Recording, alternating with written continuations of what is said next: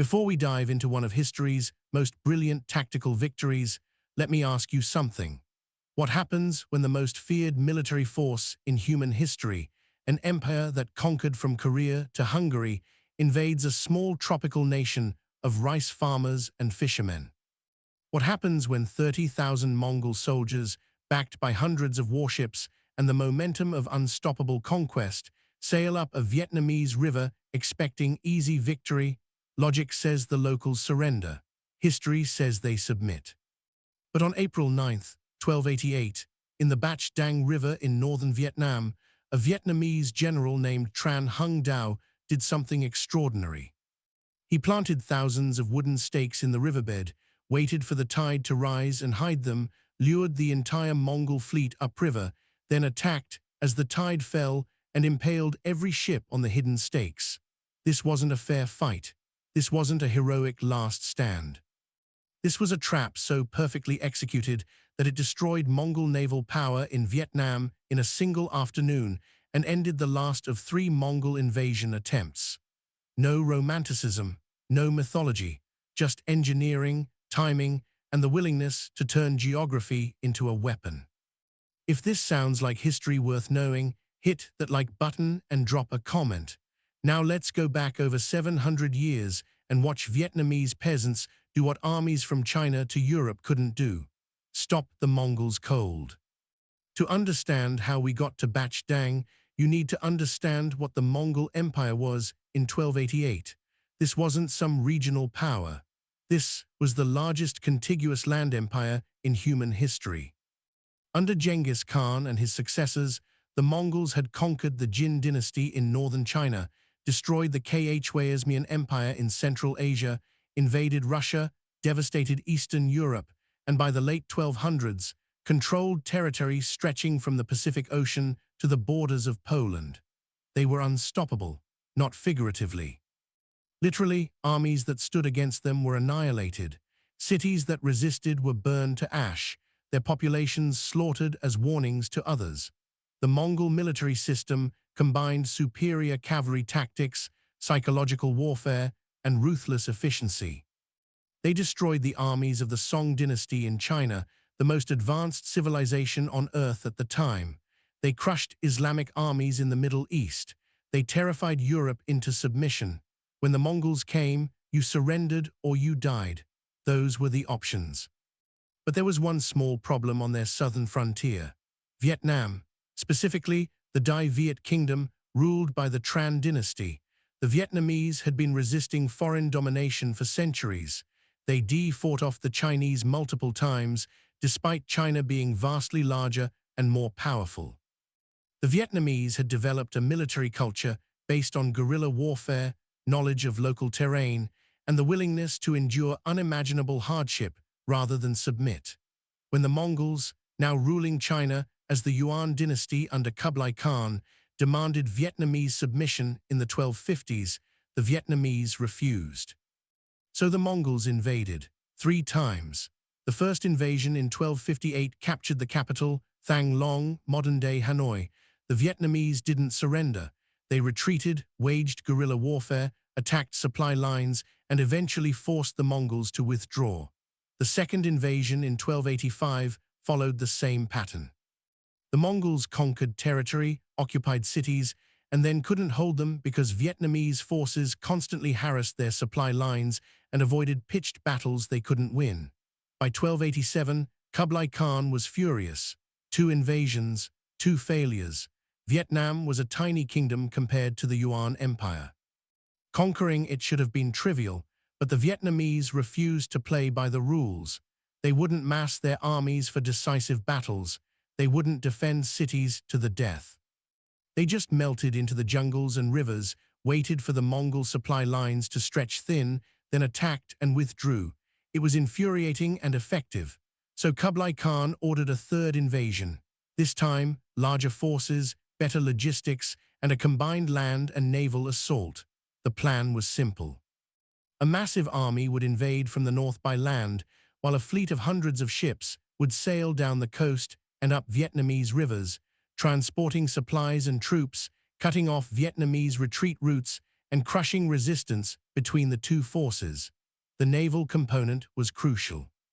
The Mongols had learned from their previous failures that controlling Vietnam's rivers meant controlling its logistics. Vietnamese forces depended on river transport. Cut that off, and you strangle their ability to resist.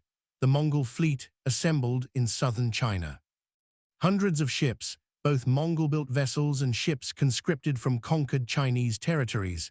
The exact number is debated, but sources suggest between 400 and 600 ships carrying around 30,000 troops, sailors, and support personnel. This wasn't a raiding force. This was an invasion armada. The fleet was commanded by Omar, a Mongol general with experience in naval warfare. His orders were clear: sail down the coast, enter the Bach Dang River, link up with Mongol land forces advancing from the north, and crush the Vietnamese between the two armies. The Bach Dang River was strategically critical. It was one of the primary water routes into northern Vietnam, providing access to Thang Long and the heartland of the Dai Viet Kingdom. Control the river, control the region. The Mongols knew this, so did the Vietnamese. Tran Hung Dao knew this invasion was coming. He was the supreme commander of Vietnamese forces, a prince of the Tran dynasty, and one of the most brilliant military minds in Vietnamese history. Unlike many medieval commanders who came from royal backgrounds and learned warfare as a formality, Tran Hung Dao was a professional. He'd spent decades studying military strategy, training troops, and fighting the Mongols. He'd commanded forces during both previous invasions. He understood Mongol tactics, their strengths, and critically, their weaknesses. And he knew that Vietnamese forces couldn't defeat 30,000 Mongols in a conventional naval battle.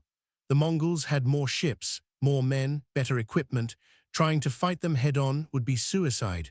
So Tran Hung Dao didn't plan to fight them. He planned to trap them. Here's the genius of the plan. The Bach Dang River is tidal. Twice a day, water from the Gulf of Tonkin flows upriver, raising the water level significantly. Then the tide retreats, and the water level drops. Tran Hung Dao understood that this tidal flow created an opportunity.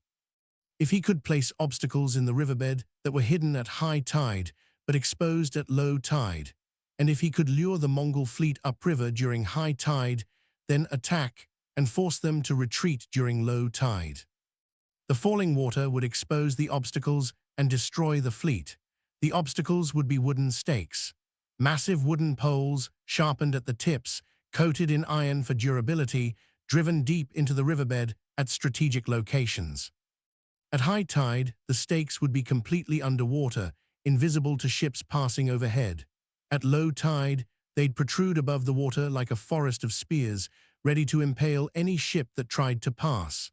The plan was simple in concept. Execution was something else entirely. Building the trap required thousands of stakes. The Vietnamese began preparing months in advance. Entire forests were cut down. Logs were transporting to workshops where they were shaped, sharpened, and tipped with iron. Each stake weighed hundreds of pounds and stood anywhere from 10 to 15 feet tall. They had to be strong enough to pierce a ship's hull and heavy enough to stay planted when tons of wood and cargo slammed into them. Once prepared, the stakes had to be transporting to the Bach Dang River and driven into the riverbed. This had to be done at low tide when the riverbed was exposed, and it had to be done in secret. If Mongol scouts discovered the stakes before the fleet arrived, the entire plan collapsed, so the work happened at night.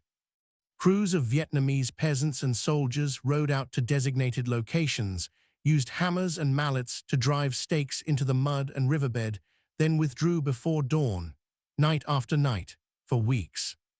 Thousands of stakes planted in carefully calculated rows and patterns designed to create kill zones that would trap and destroy ships. The locations were chosen based on detailed knowledge of the river's depth, current, and tidal patterns. The stakes couldn't be too close to shore, or the Mongols would spot them even at high tide. They couldn't be too far apart, or ships could navigate between them. They had to be positioned where the river narrowed, where the current was strongest, where ships would be forced into tight formations and couldn't easily reverse course. Tran Hung Dao personally supervised the placement. He knew that if even one section was poorly positioned, the Mongols could escape. This had to be perfect, and it was. By early 1288, the trap was set, thousands of wooden stakes hidden beneath the Bach Dang River, waiting. The Mongol fleet arrived in March 1288. They sailed down the Chinese coast without resistance, entered Vietnamese waters, and began moving up the Bach Dang River. Vietnamese scouts watched from the shoreline and reported back to Tran Hung Dao. The fleet was massive, hundreds of ships, supply vessels, troop transports, warships bristling with archers and armed soldiers. The Mongols were confident. They'd done this before. Rivers were highways for invasion forces. Control the water, control the campaign. They sailed upriver at high tide, the water deep and clear, no obstacles visible. From the Mongol perspective, this was routine, just another conquered territory. Just another defeated enemy waiting to submit. Tran Hung Dao waited. This is crucial. He didn't attack immediately. He let the Mongol fleet sail past the hidden stakes, deeper into the river, farther from the sea. He wanted them committed, surrounded by Vietnamese territory, confident that they controlled the waterway. He positioned Vietnamese naval forces, small, fast boats crewed by locals who knew every inch of the river, upstream from the Mongol fleet. Then he waited for the moment. The tide began to turn. Water levels started to drop. The Mongols noticed nothing unusual. The river was still navigable. Still safe, and then the Vietnamese attacked. Vietnamese boats, dozens of them, appeared upstream and began harassing the Mongol fleet. Arrows, small raids, hit-and-run attacks, nothing decisive, nothing that could seriously damage the massive Mongol armada, but enough to be annoying, enough to provoke a response. The Mongol commanders did exactly what Tran Hung Dao expected. They ordered their fleet to advance, to chase down and destroy these irritating Vietnamese boats. The Mongol ships increased speed, rowing upriver, pursuing the Vietnamese forces that kept retreating just out of reach. This was the bait. And the Mongols took it. They chased the Vietnamese boats deeper upriver, away from the sea, into the narrower sections of the river where maneuverability was limited. And all the while, the tide was falling. The Vietnamese boats suddenly reversed course. Instead of retreating upriver, they turned and began rowing downstream at full speed, heading back toward the sea. The Mongol fleet, now deep in the river, attempted to follow.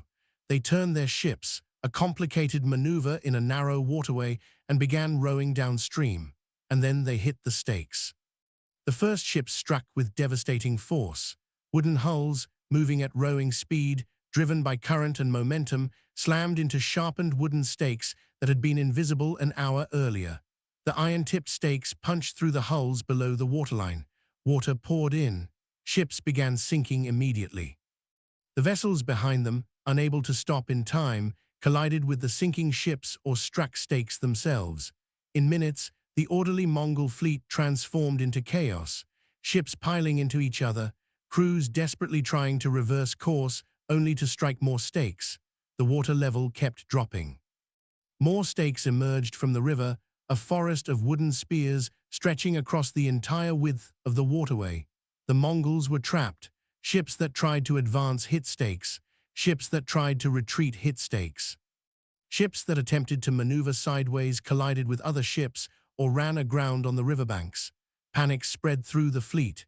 Crews abandoned formation, each ship trying to save itself, which only created more collisions and more chaos. And then the Vietnamese counterattacked in force. Hundreds of small Vietnamese boats, light and maneuverable, swarmed the trapped Mongol fleet. Archers fired volleys into the overcrowded Mongol ships. Boarding parties climbed onto damaged vessels and fought hand-to-hand. The Mongols, who had expected an easy campaign, found themselves fighting for survival in a river that had become a killing ground. Ships that weren't impaled on stakes were set on fire. Crews that abandoned sinking vessels were cut down in the water. The Vietnamese showed no mercy. This wasn't a battle. This was an extermination. The massacre lasted hours. By the time the tide reached its lowest point, the Bach Dang River was choked with wrecked ships, corpses, and debris. The Mongol fleet, which had sailed confidently upriver just hours earlier, was destroyed. Exact casualty figures are impossible to determine with precision, but Vietnamese sources claim the majority of the 30,000-man invasion force was killed or captured. Modern historians generally accept that losses were catastrophic, likely in the tens of thousands. Ships that somehow avoided the stakes and managed to retreat toward the sea were pursued and destroyed by Vietnamese forces. Omar, the Mongol commander, escaped with a handful of ships and fled back to China. The invasion was over. The third Mongol attempt to conquer Vietnam had failed, decisively. The immediate aftermath was chaos on the Mongol side and jubilation on the Vietnamese. Tran Hung Dao became a national hero, celebrated across the kingdom. The Tran dynasty's legitimacy, which had been questioned by some who thought they should have submitted to the Mongols rather than risk annihilation, was now unquestionable. They had defeated the undefeatable. The common people, who had endured decades of war and invasion, finally had proof that resistance was not only possible but successful. For the Mongols, Bach Dang was a humiliating disaster. They'd lost an entire invasion fleet, tens of thousands of troops, and massive amounts of supplies and equipment. Worse, they'd lost credibility. The invincible Mongol war machine had been defeated by a small Southeast Asian kingdom using wooden stakes and river tides. Word spread. If the Vietnamese could stop the Mongols, maybe others could too. Let's talk about why this victory was possible, because it wasn't luck or divine favor. It was engineering combined with intimate knowledge of local geography. Tran Hung Dao understood that Vietnamese forces couldn't match Mongol military power in conventional warfare. The Mongols had better cavalry, better logistics, more experience fighting large-scale battles, but the Mongols were operating in unfamiliar territory. They didn't understand Vietnamese rivers, tides, weather patterns. They didn't have detailed maps. They relied on local guides who could be bribed or coerced into providing false information. Tran Hung Dao exploited every one of those weaknesses. He turned the river itself into a weapon. The stakes weren't just obstacles, they were force multipliers. Each stake destroyed a ship worth tens or hundreds of men. Each sunken ship created a navigational hazard that damaged more ships. The trap escalated exponentially. The tidal timing was critical and required precise calculation. High tide in the Bach Dang River varies based on the lunar cycle, weather conditions, and seasonal factors. Tran Hung Dao needed to know exactly when the tide would be high enough to hide the stakes and when it would fall low enough to expose them. Get the timing wrong by even an hour, and the plan fails. Attack too early, and the Mongols see the stakes and retreat before they're fully committed. Attack too late, and the tide doesn't drop enough to expose the full trap. Tran Hung Dao had that timing calculated down to the hour, possibly to the minute. That level of precision required years of observation and understanding of local tidal patterns. The Mongols had none of that knowledge. They trusted that the river was navigable because it had been navigable when they entered. That assumption killed them. The deception element also deserves examination. The Vietnamese DK boats that lured the Mongol fleet deeper into the trap were manned by crews who knew they were risking their lives. If the Mongols caught them before the trap was sprung, they'd be slaughtered. But they executed the plan perfectly.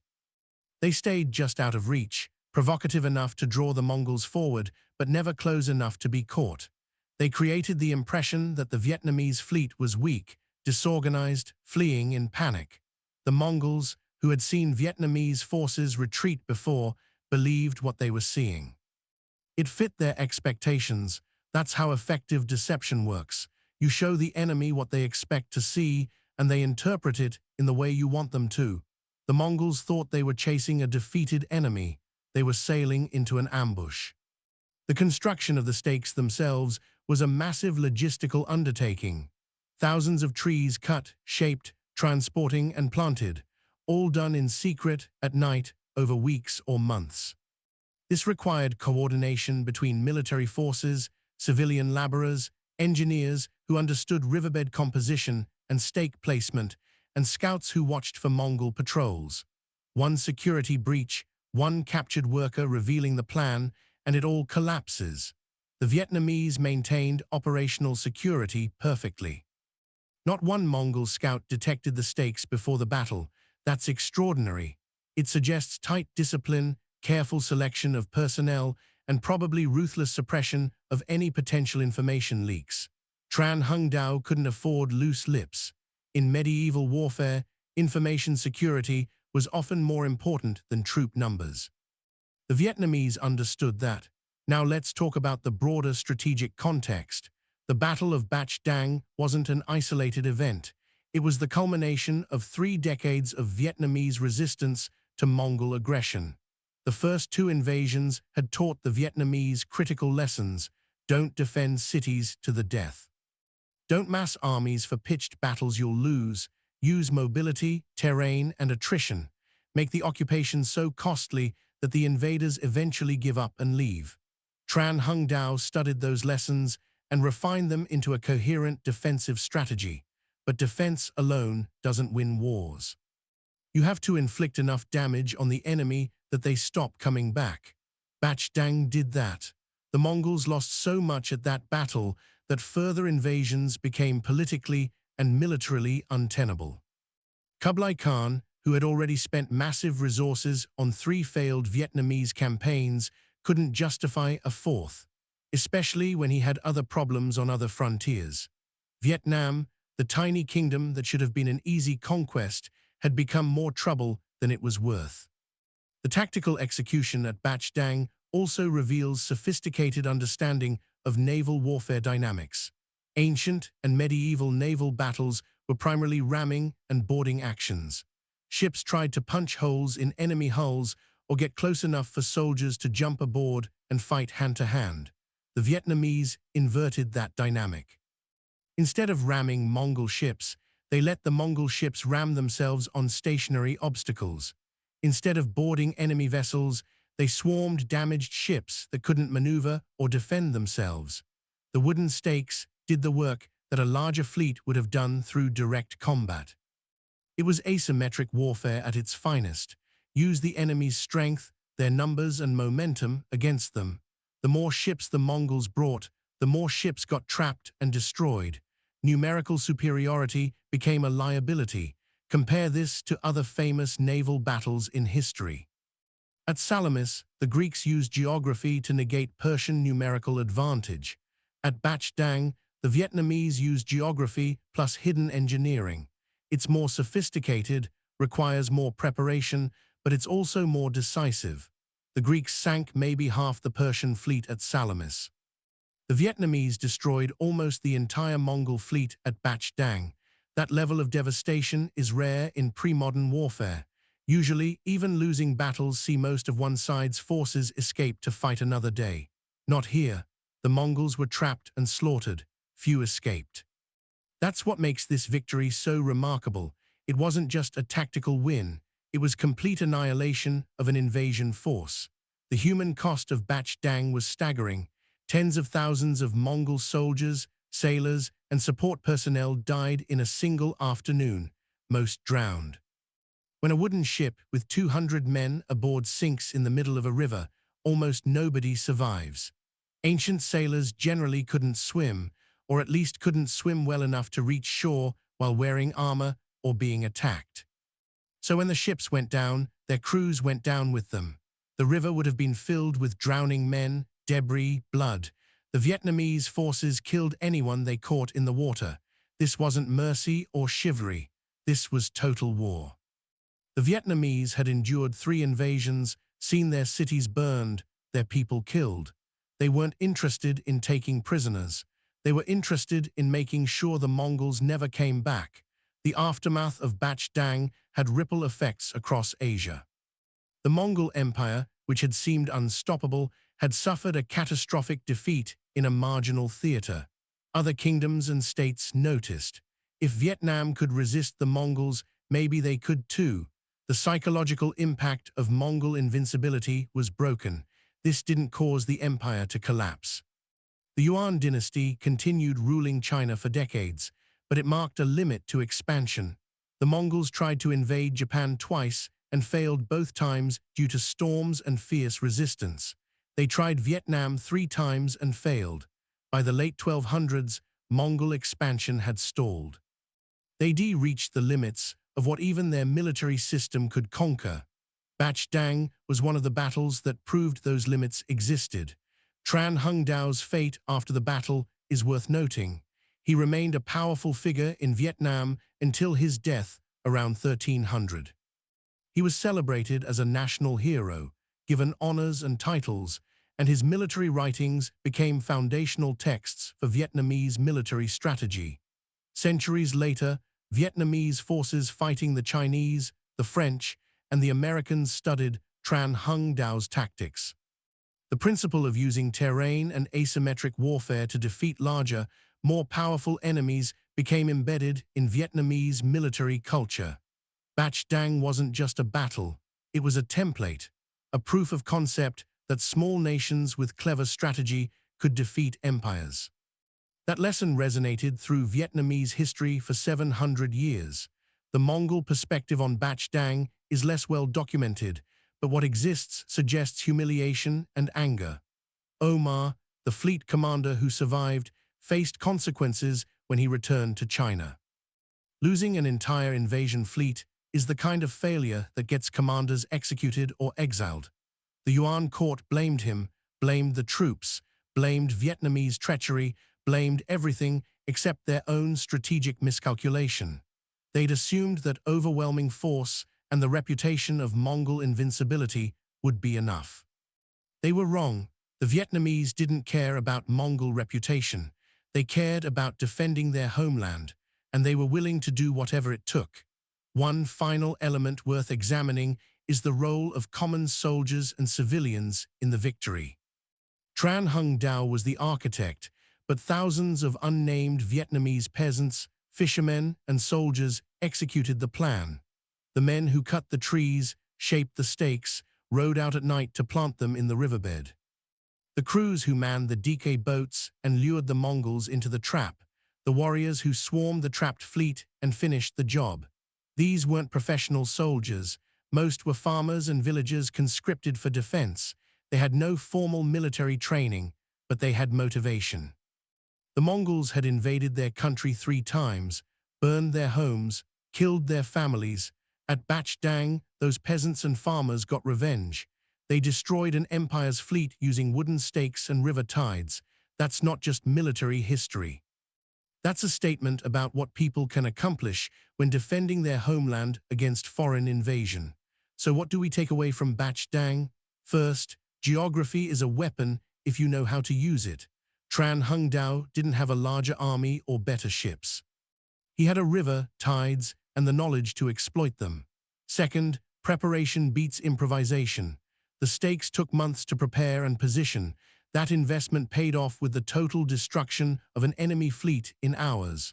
Third, deception works when it aligns with enemy expectations. The Mongols thought they were chasing a weak enemy. They were sailing into a trap. Fourth, asymmetric warfare allows smaller forces to defeat larger ones. The Vietnamese couldn't match Mongol military power directly, so they changed the rules of engagement. They fought smart instead of fighting big. The Battle of Bach Dang proves that empires aren't invincible. The Mongols had conquered half the known world. They destroyed armies and kingdoms from Korea to Poland. But a small tropical nation with wooden stakes and river tides stopped them cold. Not once, but definitively. After Bach Dang, the Mongols never seriously threatened Vietnam again. One battle, one trap, one afternoon, everything changed. The Mongols learned that some places were too costly to conquer. Vietnam learned that resistance was possible even against overwhelming odds. And history learned that clever engineering and local knowledge can defeat even the most fearsome military machines ever built. If this story taught you something about strategy, about asymmetric warfare, about how small nations can defeat empires, here's what I need. Hit that like button. Drop a comment telling me what you think about Tran Hung Dao's trap or the broader implications of this victory. Subscribe to this channel because we're telling the stories that textbooks skip. The battles that shouldn't have been won. The strategies that defied logic. The moments when clever planning defeated overwhelming force. No fluff, no oversimplification, just history the way it actually happened. Thanks for watching.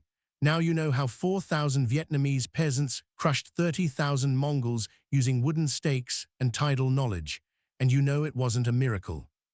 It was engineering, timing, and the refusal to fight on the enemy's terms. That's not heroism. That's how wars are won when you're outmatched and outnumbered. You change the battlefield, you build the trap, and you watch your enemy destroy themselves.